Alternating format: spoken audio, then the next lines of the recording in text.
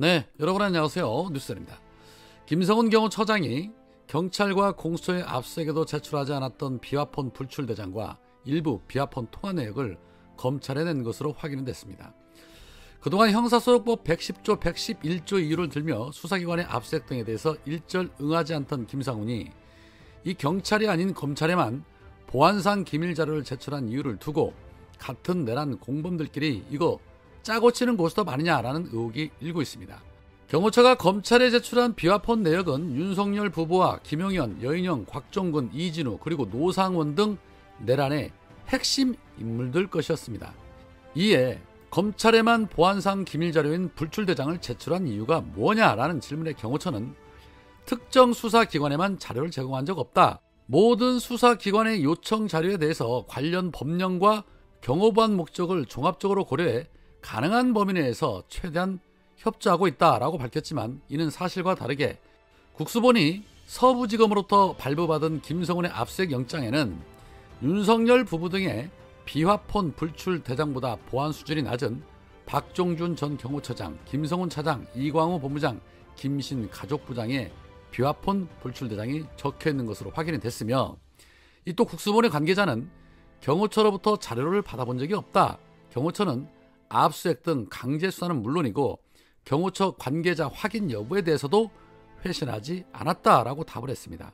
그러니까 검찰은 애초부터 압수수색 영장에 내란 수괴와 내란 공범들의 비화폰 내역은 쏙 빼고 경호처 직원들 것만 적시를 했고 그 외의 핵심 인물 것은 김성훈을 통해 자신들이 확보를 해놓고 사건을 뭉개려 하고 있었다라고 볼 수 있습니다. 김성훈이 검찰에만 자료를 넘긴 것을 두고는 경찰과 경호처 내부에서는 형사처벌을 면하는 조건으로 검찰 수사에 협조한 것 아니냐라는 얘기가 나온다고 하는데 충분히 그럴 가능성 높다고 보여집니다. 윤석열 부부의 비화폰에 검찰과 내통한 자료들이 있을 테니 발등에 떨어진 불부터 끄려고 했을 테지요. 그리고 김성훈은 경찰에서는 피의자로 입건되어 있는 피의자지만 검찰에서는 참고인 신분이라는 것입니다. 이래서 특검이 필요한 겁니다. 앞서 검찰이 윤석열 영장 관련 질의에 허위로 답변했다는 이유를 들어 공수처를 압수수색한 바 있습니다. 윤석열 측이 최근에 오동훈 공수처장 등을 허위 공문서 작성 행사 혐의로 고발을 하자 때는 이때다 싶어 압수수색을 통해 관련 자료들을 확보하려고 했던 겁니다. 그런데 공수처만 당할 수는 없지요. 오늘 공수처가 그동안 김성훈 경호차장에 대해서 3번씩이나 구속영장을 반려시킨 이 검찰에 대해서 수사에 착수하면서 사건을 수사 4부에 배당을 했고 심우정 검찰총장 그리고 이진동 대검차장을 정면 겨냥했습니다. 사실상 검찰에 대한 대반격이 시작된 겁니다. 사생은 검찰은 경찰이 신청한 김성훈의 구속영장을 3차례 반려한 것은 직권남용 및 권리회사 방해 및 직무유기다라며 공수처에 고발장을 제출했는데 이에 대해 수사에 즉시 착수한 겁니다.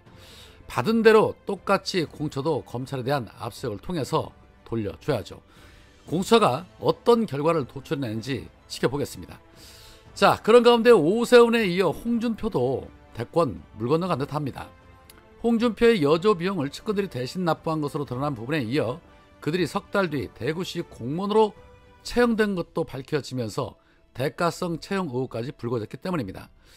홍준표는 여론조사 사실을 알지 못했다라고 주장을 하며 귀한 시간을 사기꾼 일당과 찌라시 언론 대체에 빼앗기니 참 안타깝다라는 입장을 내놨는데 이거 특검하면 다 밝혀집니다. 자, 그리고 이철규 아들의 마약 사건에 이어서 장제원의 성폭행 의혹까지 이 윤핵관들이 타겟이 되고 있는 부분에 대해 이거 누군가 캐비넷을 연 것 아니냐라는 의혹이 일고 있는 가운데 한동훈의 이름이 거론이 되고 있습니다.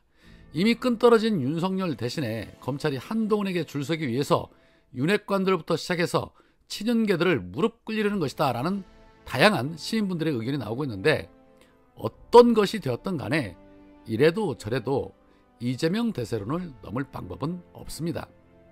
오늘 이재명 대표는 최상목 내란대행이 마은혁 후보자의 임명을 거부하고 있는 부분을 두고 불법을 밥 먹듯이 자행한다며 직격탄을 날렸습니다.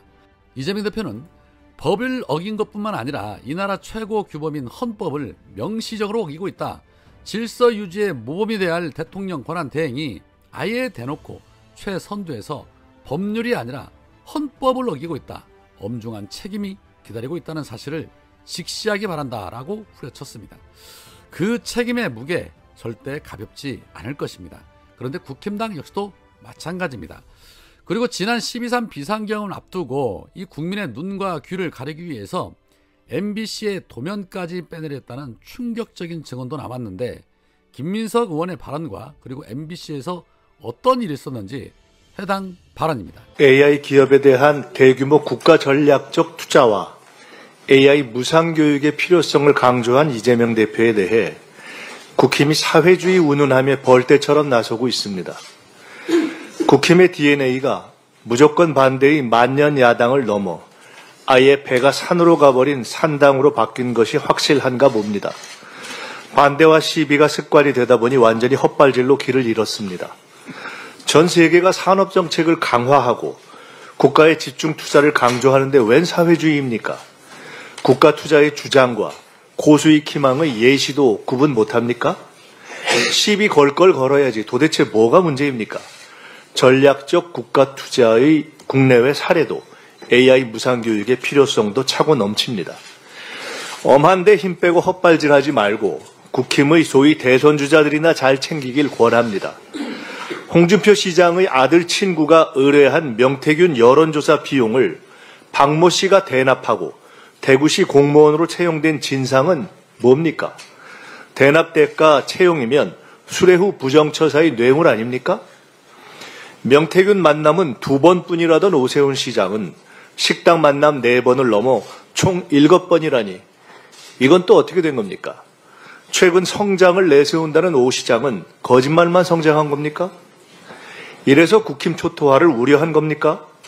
진실을 덮고 국민의 알 권리를 뭉개지 말고 명태균 특검법이나 방해하지 말아야 합니다. 국힘에게서 포지티브한 이야기를 들은 지가 언제인지 기억이 가물가물합니다. 내란 비호, 폭력 비호, 위헌 위법 비호를 거치며 국힘은 네거티브 전문 정당이 되었습니다.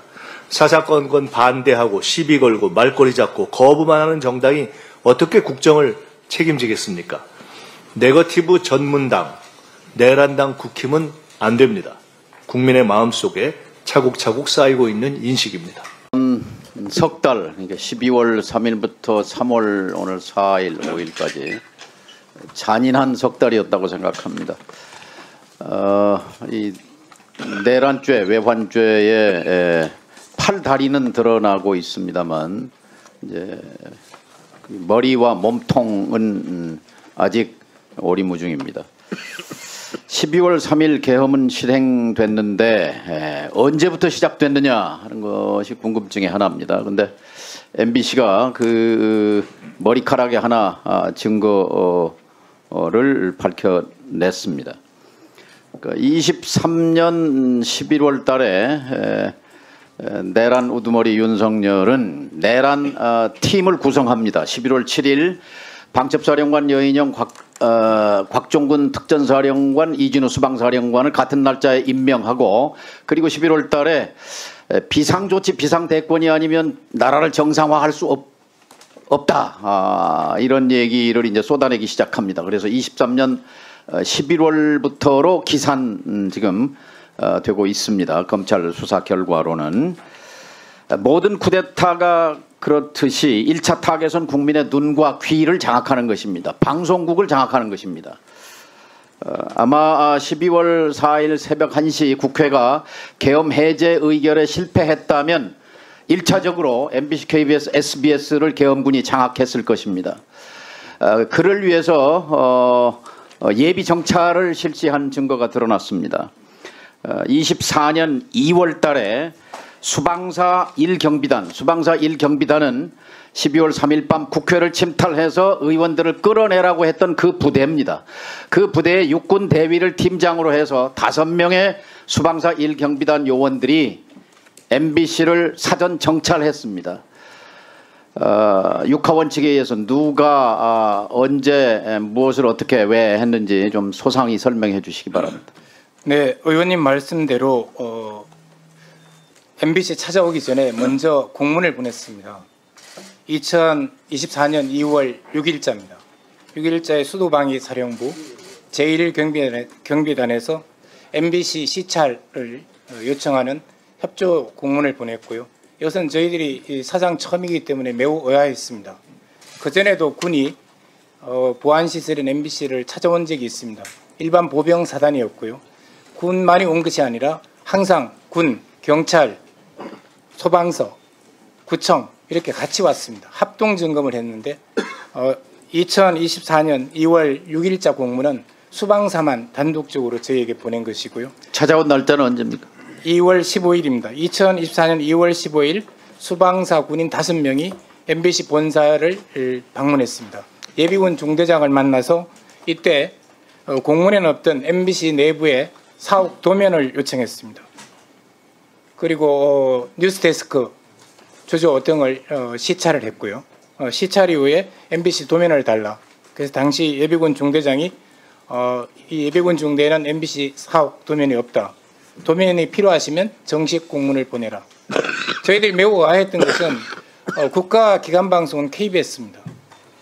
근데 저희가 이렇게 듣기로는 KBS는 이러한 수방사의 공문이 없었고 찾아온 적도 없다는 것으로 듣고 있습니다. 그래서 왜 굳이 MBC만 찾아왔느냐 하는 의문을 갖고 있습니다. 뉴스데스크 주 조정실과 부조를 다 정찰했습니까? 네. 주조정실과 뉴스데스크 부조정실, 뉴스센터라고 하는 주 조정실은 어떤 역할을 하는 곳입니까? 의원님께서 이렇게 아시다시피 1999년 만민중앙교회가 신도들이 난입을 해서 주조정실을 부쉈습니다. 주조정실이 붕괴되면 방송이 중단됩니다. 대테러 업무는 경찰 소관입니다. 그러니까 경찰을 대동하지 않고 수방사 경비단이 MBC의 대위를 팀장으로 해서 와서 주 조정실과 부조정실을 정찰하고 그리고 도면을 요구한 것, 도면 줬습니까? 도면 주지 않았습니다. 주지 않은 이유는 뭐죠? 당시에 예비군 중대에는 사옥 도면이 없었고요. 도면이 필요하면 정식 공문을 보내라고 요청했는데 이후에 공문이 오지 않았습니다. 저희가 도면을 매우 중요시하게 생각하는 것은 저희 내부의 어떤 단전 단수와 관련돼서 중요 시설들의 모든 점을 다 파악할 수 있기 때문입니다. 주 조정실이 차단되면 어떤 현상이 생깁니까? 네, 바로 방송이 중단됩니다. 다만 이제 비상으로 남산과 관악산 송신탑에서 비상 테이프로 송출을 할 수는 있습니다. 네. 1999년 만민중앙교회 때 그런 일이 일어났었습니다. MBC 도면은 수방사에 넘어가지 않았습니까? 네, 저희가 주지 않았기 때문에 수방사가 어떻게 확보했을지 여부는 모르지만 저희는 주지 않았습니다. 수방사는 SBS 도면을 SBS에 요청했으나 SBS는 주지 않았고 이것을 구청을 통해서 입수한 것으로 드러났습니다. 그러니까 아마도 MBC 도면도 다른 경로로 입수했을 가능성이 있다고 봅니다. 단전 단수 요청은 내란숙의 윤석열의 지시에 의해서 주요 언론사 MBC를 포함해서 했다는 것이 소방청장의 증언으로 드러난 바 있습니다. 단전 단수 설계도면 확보 그리고 주조정실 장악 계획이 24년 2월에 예행 연습으로 사전 정찰을 통해서 했다는 것은 바로 12월 4일 새벽 계엄령 시행을 위해서 국민의 눈과 귀를 가리기 위해서 방송사를 장악하려고 했던 의도가 드러난 것이다. 사전 연습을 통해서 이렇게 생각합니다.